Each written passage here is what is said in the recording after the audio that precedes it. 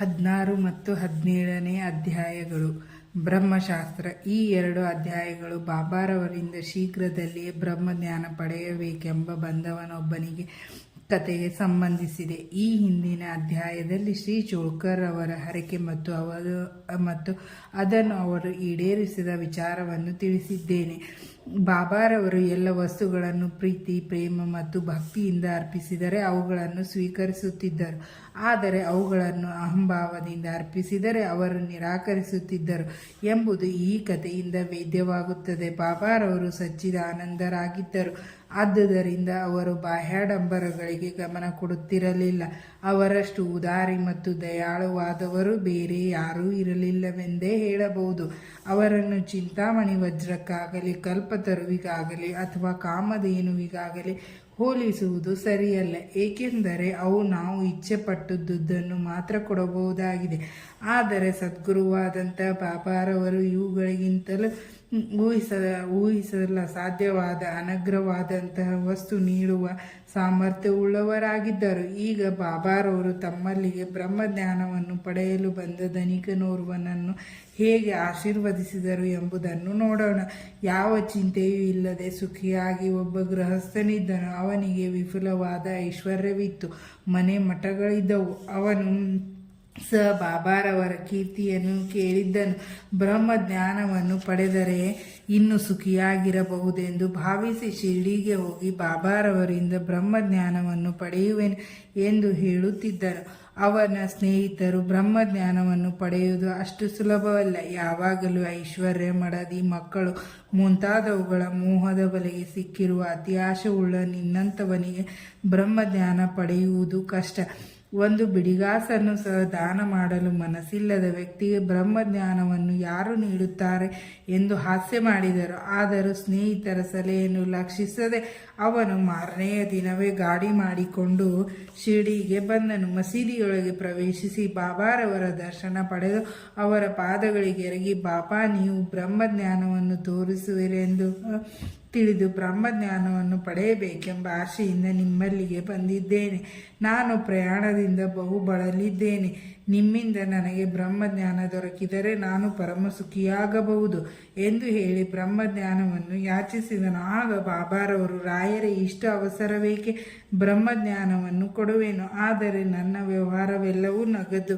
ಉದ್ದರಿಗೆ ಮಾತ್ರ ಎಡೆಯಿಲ್ಲ. ನನ್ನಲ್ಲಿಗೆ ಬರುವವರೆಲ್ಲ ಐಹಿಕ ಸುಖ ಭೋಗಗಳಾದ ಸಂಪತ್ತು, ಆರೋಗ್ಯ, ಶಕ್ತಿ, ಗೌರವ, ರೋಗ ಗುಣಪಡಿಸುವಿಕೆ ಇವುಗಳನ್ನು ಬೇಡುತ್ತಾರೆ ಹೊರತಾಗಿ ಬ್ರಹ್ಮಜ್ಞಾನವನ್ನು ಕೇಳಲು ಬರುವವರು ಅತಿ ವಿರಳ. ಬ್ರಹ್ಮಜ್ಞಾನವನ್ನು ಪಡೆಯಲು ಬಂದಿರುವ ನಿನ್ನನ್ನು ನೋಡಿದುದು ನನ್ನ ಅದೃಷ್ಟವೇ ಸರಿ. ಕೂಡಲೇ ನಿನಗೆ ಬ್ರಹ್ಮಜ್ಞಾನದ ಸ್ವರೂಪವನ್ನು ತೋರಿಸುವೆನು ಎಂದರು.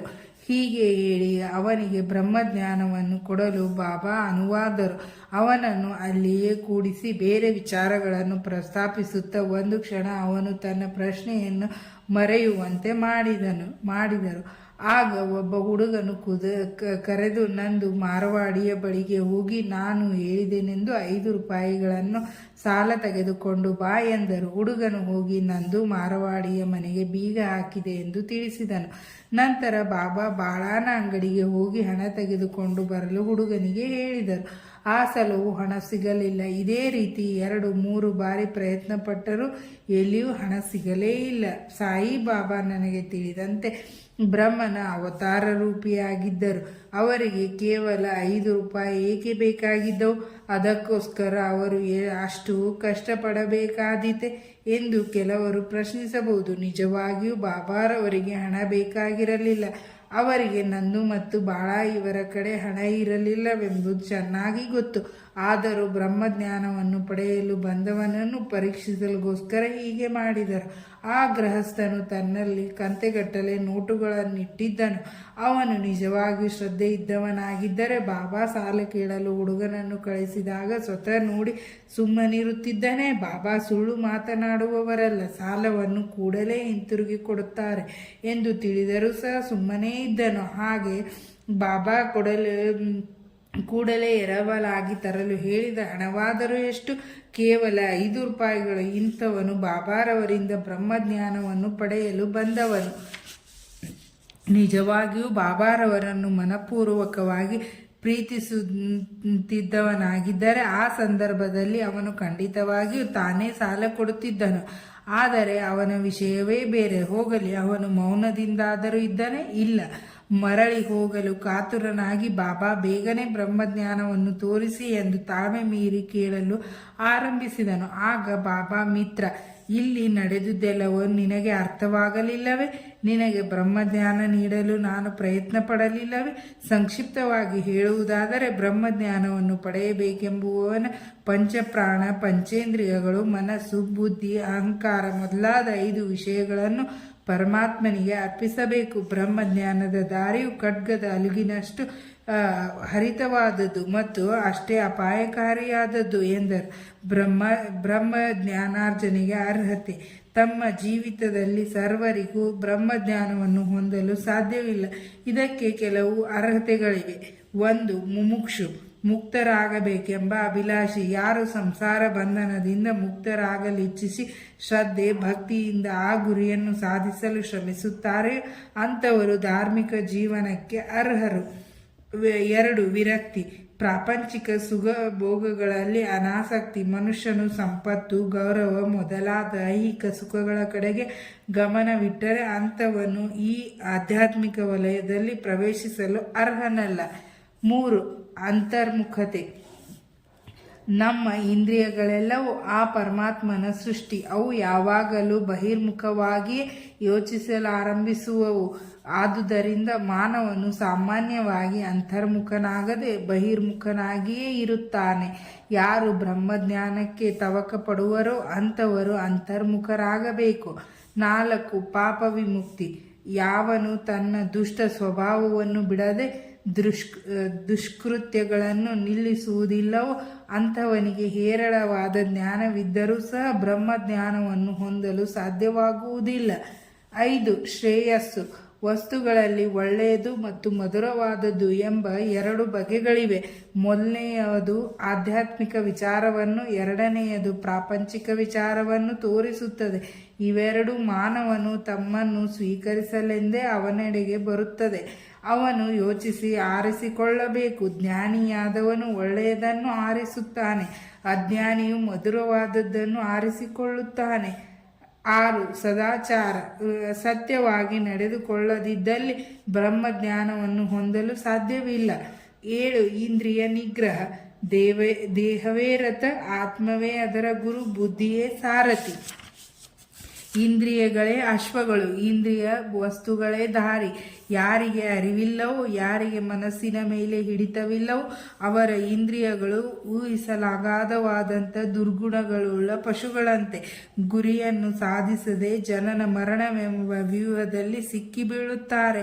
ಆದರೆ ಯಾರು ಅರಿವುಳ್ಳವರಾಗಿ ತಮ್ಮ ಮನಸ್ಸನ್ನು ಹಿಡಿತದಲ್ಲಿಟ್ಟುಕೊಂಡು ಇಂದ್ರಿಯ ನಿಗ್ರಹ ಶಕ್ತಿ ಪಡೆದಿರುವವರು ಅಂಥವರು ತಮ್ಮ ಗುರಿಯನ್ನು ತಲುಪುವರು. ಅಂಥವರು ಬ್ರಹ್ಮಜ್ಞಾನವನ್ನು ಹೊಂದಿ ಆ ಪರಮಾತ್ಮನ ಕೃಪೆಗೆ ಪಾತ್ರರಾಗಿ ಮುಕ್ತಿಯನ್ನು ಪಡೆಯುವರು. 8. ಶುದ್ಧ ಮನಸ್ಸು. ಯಾವನು ತನ್ನ ಕರ್ತವ್ಯವನ್ನು ಆತ್ಮತೃಪ್ತಿಯಾಗಿ ನಿರ್ವಹಿಸುವುದಿಲ್ಲವೋ ಅಂಥವರ ಮನಸ್ಸು ಶುದ್ಧವಾಗಿರುವುದಿಲ್ಲ. ಮನಸ್ಸಿನ ಶುದ್ಧಿ ಇಲ್ಲದ ಬ್ರಹ್ಮಜ್ಞಾನ ಪಡೆಯಲು ಅಸಾಧ್ಯ. ಪರಿಶುದ್ಧವಾದ ಮನಸ್ಸಿನ ವಿವೇಕ ವೈರಾಗ್ಯಗಳು ಮೂಡಿ ಬ್ರಹ್ಮಜ್ಞಾನ ಪಡೆಯಲು ನೆರವಾಗುತ್ತದೆ. ಅಹಂಭಾವವನ್ನು ತ್ಯಜಿಸದೇ ಇದ್ದರೆ, ಅತಿ ಆಶೆಯಿಂದ ವಿಮುಕ್ತನಾಗದಿದ್ದರೆ ಸ್ವಾನುಭಾವ ಪಡೆಯಲು ಅಸಾಧ್ಯ. ನಾನು ಎಂಬ ವಿಚಾರವೇ ಭ್ರಮೆ. ಇದಕ್ಕೆ ಹೊಂದಿಕೊಳ್ಳುವುದೇ ಬಂಧನಕ್ಕೆ ಕಾರಣ. ಈ ವಿಚಾರ ದೂರ ಮಾಡಿ ಮೋಹ ಮಮತೆಗಳಿಂದ ವಿಮುಕ್ತರಾದರೆ ಮಾತ್ರ ಸ್ವಾನುಭಾವ ಪಡೆಯಬಹುದು. 9. ಗುರುವಿನ ಅವಶ್ಯಕತೆ. ಆತ್ಮಧ್ಯಾನವೆಂಬುದು ಸೂಕ್ಷ್ಮವಾದದ್ದು ಮತ್ತು ಗೂಢವಾದದ್ದು. ಕೇವಲ ಸ್ವಪ್ರಯತ್ನದಿಂದ ಮಾತ್ರ ಅದನ್ನು ಪಡೆಯಲು ಅಸಾಧ್ಯ. ಆದುದರಿಂದ ಗುರುವಿನ ನೆರವು ಅಗತ್ಯ. ಆ ಗುರುವು ಸಹ ಸ್ವಾನುಭಾವ ಹೊಂದಿದವನಾಗಿರಬೇಕು. ಎಷ್ಟೇ ಕಷ್ಟಪಟ್ಟು ದೊರಕಿಸಲು ಸಾಧ್ಯವಿರದ ಬ್ರಹ್ಮಜ್ಞಾನವನ್ನು ಗುರುವಿನಿಂದ ಸುಲಭವಾಗಿ ಪಡೆಯಬಹುದು. ಏಕೆಂದರೆ ಗುರುವು ಅದನ್ನು ಅನುಭವಿಸಿ ಅದನ್ನು ತೋರಿಸುತ್ತಿರುವಾಗಲೇ ಶಿಷ್ಯರು ಕ್ರಮೇಣ ಸ್ವಾನುಭಾವ ಪಡೆಯಬಹುದು. 10. ಪರಮಾತ್ಮನ ದಯೆ. ಕೊನೆಯದಾಗಿ ಪರಮಾತ್ಮನ ದಯೆ ಅತ್ಯಗತ್ಯ ಮತ್ತು ಅನಿವಾರ್ಯ. ಮಾನವನಿಗೆ ವಿಚಾರ, ವಿವೇಕ ಮತ್ತು ವೈರಾಗ್ಯಗಳನ್ನು ನೀಡಿ ಅವನನ್ನು ಪ್ರಾಪಂಚಿಕ ಸಾಗರದಿಂದಾಚೆಗೆ ಗುರು ಕರೆದುಕೊಂಡು ಹೋಗುತ್ತಾನೆ. ಈ ವಿವರಣೆಯಾದ ನಂತರ ಬಾಬಾ ಆ ಧನಿಕನ ಕಡೆಗೆ ತಿರುಗಿ, ಸರಿ, ಈಗ ನಿನ್ನ ಕಿಸೆಯಲ್ಲಿ 250 ರೂಪಾಯಿಗಳ ರೂಪದಲ್ಲಿ ಬ್ರಹ್ಮಜ್ಞಾನ ಅಡಗಿದೆ, ದಯವಿಟ್ಟು ಅದನ್ನು ತೆಗೆ ಎಂದರು. ಆಗ ಅವನು ಹಣ ತೆಗೆದು ನೋಡಲು ಸರಿಯಾಗಿ 250 ರೂಪಾಯಿಗಳಿದ್ದವು. ಆಶ್ಚರ್ಯವಾಯಿತು. ಮನಕರಗಿ ಬಾಬಾರವರ ಪಾದಗಳಿಗೆ ಎರಗಿ ಧನಿಕನು ಎರಗಿದನು. ಆಗ ಬಾಬಾ ಪುನಃ, ನಿನ್ನ ಬ್ರಹ್ಮದ ಗಂಟನ್ನು ಕಟ್ಟು, ನೀನು ಅತಿಯಾಸೆ ತ್ಯಜಿಸದ ಹೊರತು ನಿನಗೆ ಎಂದೂ ಬ್ರಹ್ಮಜ್ಞಾನ ಸಿಗಲಾರದು. ಈ ಮೋಹವೆಂಬ ಭ್ರಮೆಯೇ ಆಳವಾದ ನೀರಿನಲ್ಲಿಯ ಸೆಳವುಗಳು. ಮೋಹ ಮತ್ತು ಅಸೂಯೆ ಎಂಬುವುಗಳೇ ಮೊಸಳೆಗಳು. ಯಾವನು ಆಶಾರಹಿತನಾಗಿರುತ್ತಾನೆಯೋ ಅವನು ಮಾತ್ರ ನೀರಿನ ಸೆಳವಿನಿಂದ ತಪ್ಪಿಸಿಕೊಳ್ಳಬಹುದು. ಅತಿಯಾಸೆ ಮತ್ತು ಬ್ರಹ್ಮಜ್ಞಾನ ಇವು ಉತ್ತರ ಧ್ರುವ ಮತ್ತು ದಕ್ಷಿಣ ಧ್ರುವಗಳಿದ್ದಂತೆ. ಅತಿಯಾಸೆ ಇದ್ದಲ್ಲಿ ಬ್ರಹ್ಮಜ್ಞಾನಕ್ಕೆ ಅವಕಾಶವಿಲ್ಲ. ಹಾಗಾದರೆ ಅತಿಯಾಸೆ ಇದ್ದವನು ಅನುರಾಗಯುಕ್ತನಾಗಿ ವಿರಕ್ತನಾಗಿ ಮುಕ್ತಿ ಹೊಂದಲು ಸಾಧ್ಯವೇ? ಅತಿಯಾಸೆ ಉಳ್ಳವನಿಗೆ ಶಾಂತಿಯಾಗಲಿ ನಿಶ್ಚಲತೆಯಾಗಲಿ ಇರುವುದಿಲ್ಲ. ಅತಿಯಾಸೆಯ ಅಂಕುರತೆ ಸ್ವಲ್ಪ ಮಟ್ಟಿಗಾದರೂ ಇರುವಾಗ ಆಧ್ಯಾತ್ಮಿಕ ವಿಚಾರಗಳು ಅವನಿಗೆ ಸಹಾಯಕವಾಗಲಾರವು. ಅತಿಯಾಸೆ ಎಳ್ಳಷ್ಟು ಇರಬಾರದು. ತನ್ನ ಕಾರ್ಯಕ್ಕೆ ಪ್ರತಿಫಲ ಅಪೇಕ್ಷಿಸುವವನು ಎಂಥ ವಿದ್ವಾಂಸನಾಗಿದ್ದರೂ ಅವನಿಗೆ ಸ್ವಾನುಭಾವ ದೊರಕಲಾರದು. ಇಂದ್ರಿಯ ವಸ್ತುಗಳ ಭೋಗಾಪೇಕ್ಷೆಯುಳ್ಳ ಅಹಂಭಾವವಿರುವವನಿಗೆ ಗುರುವಿನ ಉಪದೇಶದಿಂದ ಏನು ಪ್ರಯೋಜನವಾಗಲಾರದು. ಮನಶುದ್ಧೀಕರಣ ಅತ್ಯಗತ್ಯ. ಇದಿಲ್ಲದ ಆಧ್ಯಾತ್ಮಿಕ ಪ್ರಯತ್ನವು ನಿಷ್ಪ್ರಯೋಜಕ ಮತ್ತು ಕೇವಲ ಡಾಂಬಿಕವಾದದ್ದು. ಆದುದರಿಂದ ಯಾರಿಗೆ ಏನು ತೆಗೆದುಕೊಂಡರೆ ಜೀರ್ಣಿಸಬಹುದೋ ಅದನ್ನು ಮಾತ್ರ ತೆಗೆದುಕೊಳ್ಳುವುದು ಮೇಲು. ನನ್ನ ಭಂಡಾರವು ತುಂಬಿದೆ. ಯಾರಿಗೆ ಏನು ಬೇಕೋ ಅದನ್ನು ಕೊಡಲು ನಾನು ಸಿದ್ಧನಾಗಿದ್ದೇನೆ. ಆದರೆ ನಾನು ಕೊಡುವುದನ್ನು ಅವರು ತೆಗೆದುಕೊಳ್ಳಲು ಅರ್ಹರೇ ಎಂಬುದನ್ನು ನಾನು ಯೋಚಿಸಬೇಕು. ನೀನು ನನ್ನನ್ನು ನಿಜವಾಗಿ ಅರ್ಥ ಮಾಡಿಕೊಂಡರೆ ನಿನಗೆ ಒಳ್ಳೆಯದಾಗುತ್ತದೆ. ಈ ಮಸೀದಿಯಲ್ಲಿ ಕುಳಿತು ನಾನು ಎಂದಿಗೂ ಸುಳ್ಳು ನುಡಿಯಲಾರೆ. ಅತಿಥಿಯನ್ನು ಮನೆಗೆ ಆಮಂತ್ರಿಸಿದಾಗ ಇತರ ಸ್ನೇಹಿತರು ಮತ್ತು ಸಂಬಂಧಿಗಳು ಯಾರಾದರೂ ಆ ಸಮಯದಲ್ಲಿದ್ದರೆ ಮನೆಯವರು ಅತಿಥಿಯೊಂದಿಗೆ ಅವರನ್ನು ಸಹ ಸತ್ಕರಿಸುತ್ತಾರೆ. ಹೀಗೆ ಮಸೀದಿಯಲ್ಲಿ ಆ ಸಮಯದಲ್ಲಿದ್ದ ಎಲ್ಲರಿಗೂ ಈ ಆಧ್ಯಾತ್ಮಿಕ ಔತಣ ದೊರೆಯಿತು. ನಂತರ ಬಾಬಾರವರ ಆಶೀರ್ವಾದ ಪಡೆದು ತೃಪ್ತಿಯಿಂದ ಎಲ್ಲರೂ ಹಿಂತಿರುಗಿದರು. ಬಾಬಾರವರ ವಿಶೇಷ ಗುಣ: ಮನೆ ಮಠಗಳನ್ನು ತ್ಯಜಿಸಿ ಕಾಡಿನಲ್ಲಿಯೋ ಅಥವಾ ಗುಹೆಗಳಲ್ಲಿಯೋ ಅಥವಾ ಆಶ್ರಮಗಳಲ್ಲಿಯೋ ಒಬ್ಬಂಟಿಗರಾಗಿ ನೆಲೆಸಿ ಜೀವನ್ಮುಕ್ತಿ ಪಡೆಯಲು ಪ್ರಯತ್ನ ಮಾಡುವ ಸಾಧುಗಳು ಅನೇಕರಿದ್ದಾರೆ. ಅವರು ಬೇರೆಯವರೊಡನೆ ಸಂಬಂಧ ಇಟ್ಟುಕೊಂಡಿರುವುದಿಲ್ಲ. ಆದರೆ ಸಾಯಿಬಾಬಾರವರು ಇಂಥವರಲ್ಲ. ಅವರಿಗೆ ಮನೆ ಮಠವಾಗಲಿ ಮಡದಿ ಮಕ್ಕಳಾಗಲಿ ಆಧ್ಯಾತ್ಮಿಕ ಬಂಧುಗಳಾಗಲಿ ಯಾರೂ ಇರಲಿಲ್ಲ. ಆದರೂ ಬಾಬಾ ಸಮಾಜದಲ್ಲಿ ಜೀವಿಸಿದರು. ತಮ್ಮ ಆಹಾರವನ್ನು ಭಿಕ್ಷೆ ಬೇಡಿ ತಂದು ಬೇವಿನ ಮರದ ಬುಡದಲ್ಲಿ ಕುಳಿತು ಪ್ರಾಪಂಚಿಕ ಕರ್ಮಗಳನ್ನೆಸಗುತ್ತಾ ಈ ಪ್ರಪಂಚದಲ್ಲಿ ನಾವು ಹೇಗೆ ವರ್ತಿಸಬೇಕೆಂಬುದನ್ನು ನಮಗೆ ಹೇಳಿಕೊಟ್ಟಿರುತ್ತಾರೆ. ಪರಮಾತ್ಮನ ಸಾಕ್ಷಾತ್ಕಾರದ ನಂತರ ಜನಕೋಟಿಯ ಯೋಗಕ್ಷೇಮಕ್ಕಾಗಿ ತಮ್ಮ ಜೀವಿತವನ್ನು ಮುಡಿಪಾಗಿಡುವ ಸಾಧುಗಳು ಬಹು ವಿರಳ. ಆದರೆ ಸಾಯಿಬಾಬಾ ಜನಕೋಟಿಯ ಹಿತಚಿಂತಕರಲ್ಲಿ ಅಗ್ರಗಣ್ಯರು, ಸಾಧುಮಣಿಗಳು. ಆದ್ದರಿಂದ ಇಂಥ ಅಪರೂಪವಾದ ಅವತಾರ ಪುರುಷರನ್ನು ಪಡೆದಿರುವ ದೇಶವೇ ಧನ್ಯ, ಪಡೆದ ಸಂಸಾರವೇ ಧನ್ಯ, ಜನ್ಮ ನೀಡಿದ ಮಾತಾಪಿತೃಗಳೇ ಧನ್ಯರು. ಶ್ರೀ ಸಾಯಿ ಪ್ರಣಾಮ. ಇಲ್ಲಿಗೆ 16ನೇ ಮತ್ತು 17ನೇ ಅಧ್ಯಾಯ ಮುಕ್ತಾಯವಾಯಿತು.